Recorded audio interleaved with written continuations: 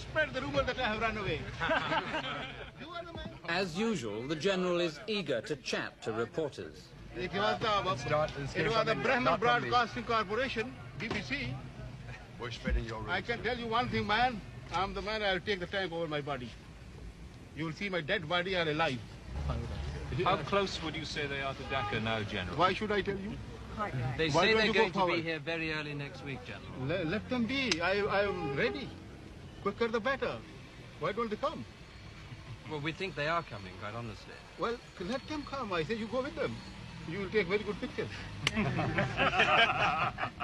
you think you can take care of them? Care of who? The Indians? My goodness.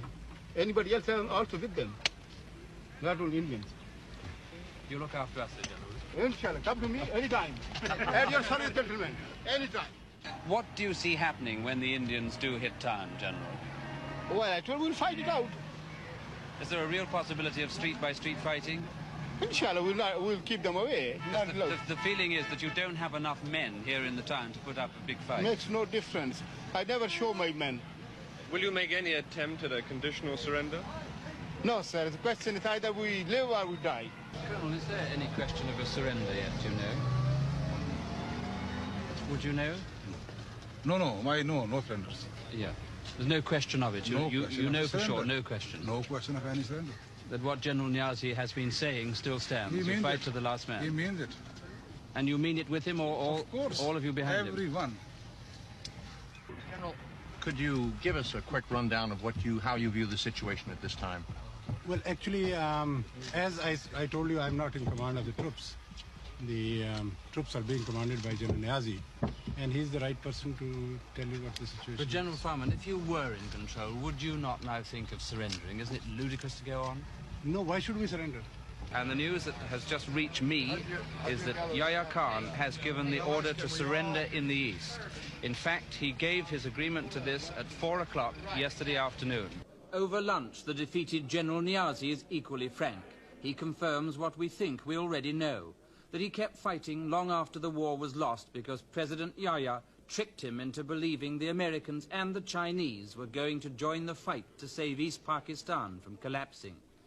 When I suggested to General Niazi that he made a major tactical blunder in defending the prestige border towns instead of withdrawing to a defensive area around Dhaka, he says, "Yes, I know all that, and so did my commanders. We argued for a different strategy, but we had our orders, and we obeyed them because we are soldiers." At dusk, Indian paratroops arrived for the formal surrender ceremony on Dakar racetrack. A damn good run, huh? You had right through.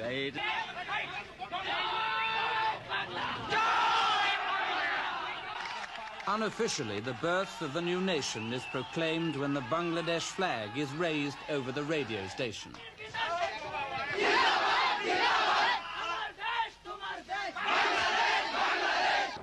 In the midst of all this confusion, the Indians finally arrive. Were there moments where they did really put up a fight to the death? Oh, yes. I think practically everywhere. The Pakistani soldiers fought extremely well, I must say. In fact, I would say at times it was so fanatical. Then I've sort of said, look at this man, he's just dying for something, when he has no business to be just come charging across. It's just ridiculous at times. I felt very sorry, in fact. It seemed to us that you've taken your time. We've been expecting you for days, 4 or 5 days. Yes. What was holding you up particularly? Was it just the politics of the situation, or was it the fighting? Well, I mean, we were not in a particular hurry, really. I mean, in the sense, we wanted to finish this as quickly as possible, but you know how it is. I mean, you don't want to lose too many men in the bargain. I mean, I'd like to save my men, and yet win a battle if possible, rather than have them massacred. Because, this morning I lost 3 of my men, and this happened half an hour before the ceasefire or whatever it was. Would you say that the truth is that you really didn't have a chance from the very beginning of the war, once there was a war started? I am not willing to give any interview, please. Sir, you are at liberty Honestly, not to say anything. See, no. I mean, that's... I can talk to you... Just a second, a little later. At the moment, some ceremonies to go on. By now, General Niazi cannot hide the humiliation he so deeply feels. it seems to me that he is close to tears.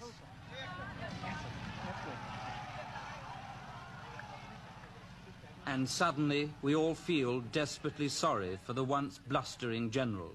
At this moment, I think most of us would have given almost anything to see Yahya Khan in General Niaz's place. The change of ownership of one of the most populated and poorest parts of the world is now being confirmed.